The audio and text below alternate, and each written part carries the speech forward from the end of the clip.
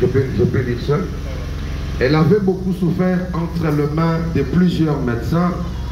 Elle avait dépensé tout ce qu'elle possédait et elle n'avait éprouvé aucun soulagement, mais était allée plutôt en empirant.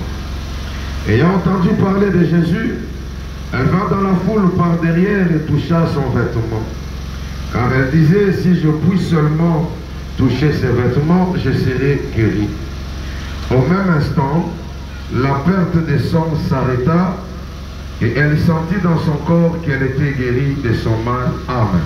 Amen. Tu peux t'y rasseoir. C'est là qui ajoute, nous allons aussi lire le livre des psaumes 133.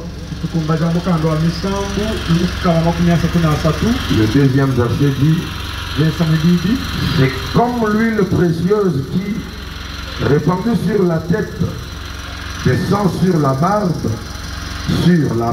d'Aaron, qui descend sur les bords de ses vêtements. Amen. Que Dieu du ciel bénisse son peuple et qu'il bénisse l'écoute de la parole. Bien aimé, depuis la semaine, nous sommes en train de parler sur un thème intitulé La femme à la perte de sang. Nous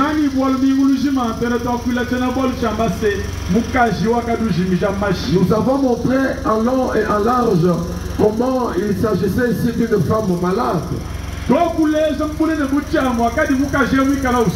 cette femme malade a souffert pendant plusieurs années avec sa maladie sans que personne ne puisse la guérir. La Bible déclare qu'elle a marché dans les mains de plusieurs médecins. Mais aucun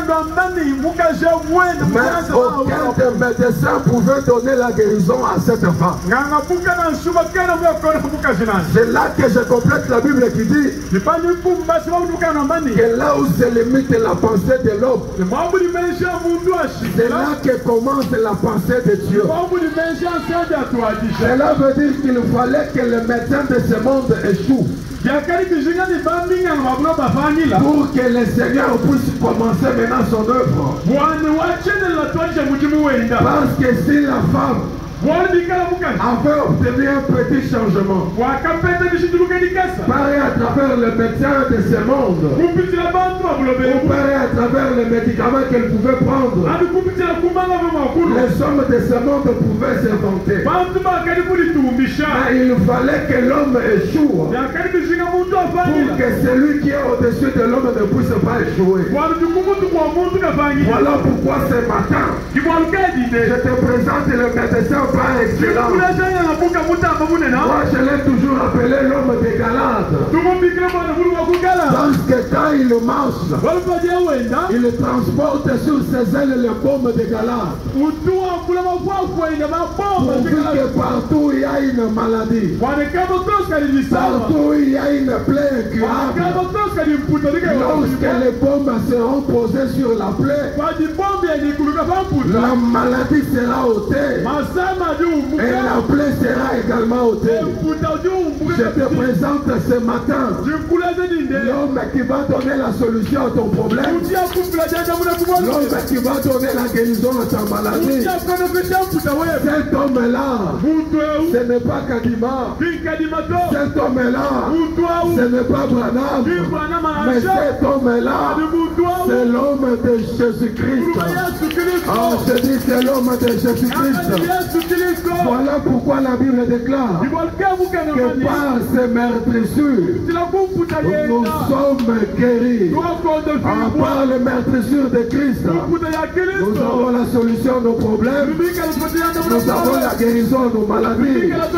Nous avons le soulagement sur tout cela qui était en train de déranger nos vies. Je suis en train de déclarer ce matin sur la la vie de quiconque est venu malade, sur la vie de quiconque est venu avec un problème, laisse que mon Dieu te donne la solution ce matin. Laisse que mon Dieu te donne la guérison ce matin. Laisse que mon Dieu commence à sécher tes larmes. Si j'étais toi, j'allais dire amen avec toi. Si j'étais toi, j'allais acclamer bien le Seigneur. Que Dieu du ciel nous bénisse. Alors, nous avons dit pour ceux-là qui étaient dans la semaine que la destination de Jésus n'était pas dans la maison de la femme à la perte de sang, mais sa destination était dans la maison de la fille de Jairus. Et nous avons expliqué en long et en large que les deux maisons, c'est-à-dire la maison de la fille de Jairus ainsi que la femme à la perte de sang, ces deux entités ne représentent que deux peuples. Et j'ai dit la fois passée que si seulement tu as compris le mystère de Jésus-Christ chez la femme à la perte de sang, tu as même compris sa mission sur la terre. Parce que la mission de Jésus était d'abord que la femme à la perte de sang puisse être guérie et que cette dernière ne meure pas.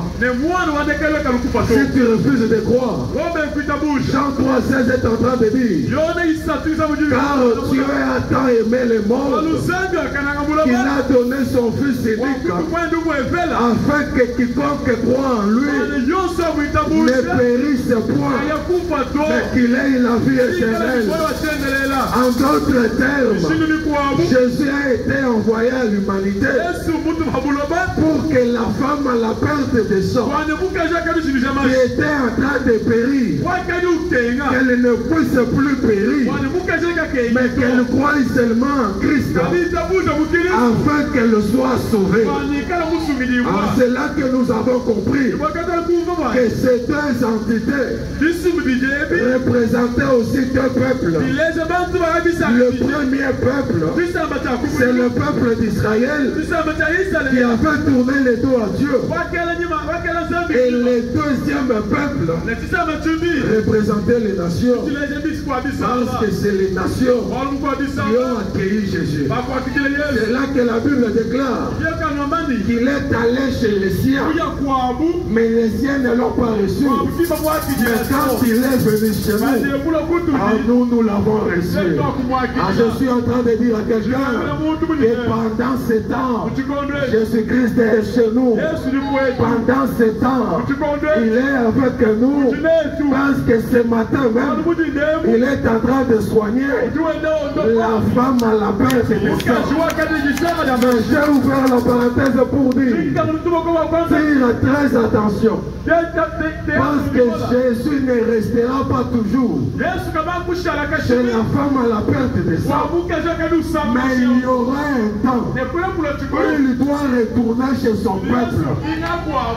Pendant qu'il est encore là, il n'a qu'une année, et nous sommes en train de vivre les une année où Jésus est chez nous, et c'est une année, ne sont rien d'autre que l'année de grâce. Est-ce que quelqu'un me suit très bien ce matin? Si tu me suis, secoue seulement ta main.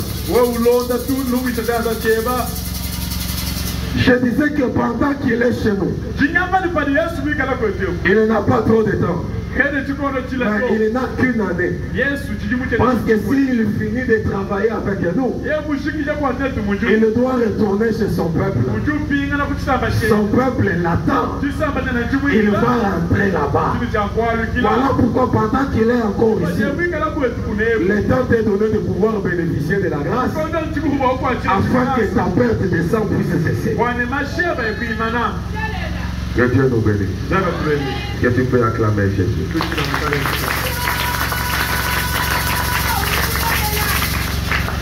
Je suis dans une révision. Avant que je ne puisse toucher le point saillant du jour. Nous avons aussi expliqué la fois passée que à la manière des hommes, pour qu'une femme puisse cesser les sangs, pour qu'il y ait l'arrêt définitif du sang chez la femme, il faut que cette femme-là puisse croiser un homme. Mais aussi longtemps que la femme n'a pas encore croisé l'homme, l'arrêt de sang ne peut pas être manifeste. C'est-à-dire que le sang continuera toujours à couler. C'est là que nous avons compris que c'est que la femme était en train de chercher pendant tout ce temps. Il cherchait un homme. Il cherchait un homme. Mais il n'avait pas encore trouvé cet homme. C'est là que la Bible déclare que autrefois, cette femme, elle est allée chez plusieurs médecins. Ces médecins-là, ils n'étaient pas des hommes. Parce qu'ils étaient incapables d'arrêter le sang chez la femme. Mais lorsque la femme a croisé le véritable époux, le sang devrait s'arrêter.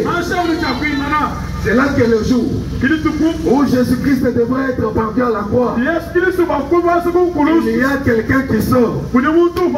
C'était Pilate. Il ne voit pas tout le monde comme homme. Mais quand il regarde bien la personne de Jésus, il le présente en disant: voici l'homme que je te parle. L'homme que je te parle. Quand il rencontre l'épouse doit changer sa marche. Quand il rencontre l'épouse qui saignait de sang, le sang doit s'arrêter.